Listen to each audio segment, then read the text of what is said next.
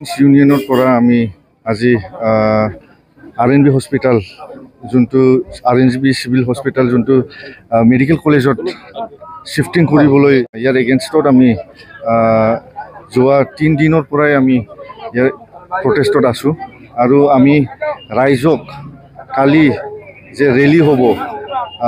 10টাৰ পৰা মানডে তাতে কোকৰাঝাৰৰ সবে বাসিন্দাবিলাক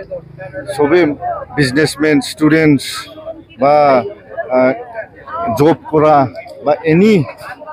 সিটিজেন কোকৰাঝাৰৰ সবে আহিব লাগে ৰেলীত জয়েন কৰিব লাগে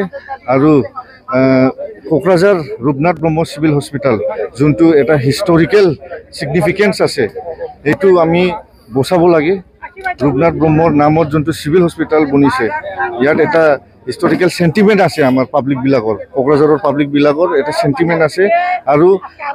এটা সাবসিডাইজড গভৰ্নমেন্ট সিভিল হস্পিটালটো এটা মেডিকেল কলেজৰ লগত মাৰ্জ আপ কৰাটো আমি কেতিয়াও নিবিচাৰো মেডিকেল কলেজ এটা বেলেগ এন্টিটি আৰু সিভিল হস্পিটাল এটা বেলেগ গভৰ্নমেন্ট এন্টিটি ইয়াৰ কাৰণে বেলেগ বাজেট আছে আৰু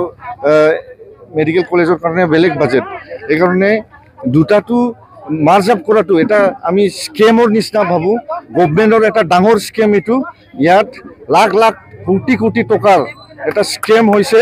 এটো আমি ভাবো এই কাৰণে আমি আজি গৰিহণা দিছো বড়ো নেশনাল ষ্টুডেন্টস ইউনিয়নৰ পৰা যে আমি থাকাতে আমি ইউথ আমি স্টুডেন্টস থাকাতে এই হস্পিটালটো যদি লৈ যাব লগা হয় তেনেহলে আমাৰ